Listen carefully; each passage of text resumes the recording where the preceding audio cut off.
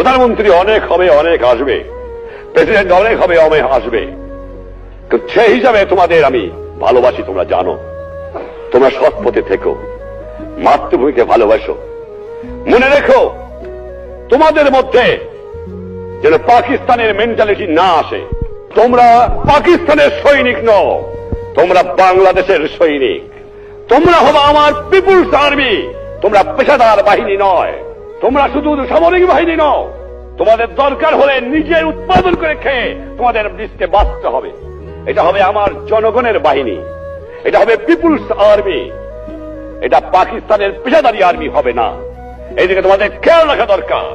আর যেখানে অন্যায় অবিচার দেখবা, চরম আঘাত করবা, ন্যায়ের পক্ষে দাঁড়াবা, গুরুজনকে মেনো, সৎ পথে থেকো, শৃঙ্খলা রেখো, তাহলে জীবনে মানুষ হতে পারবা।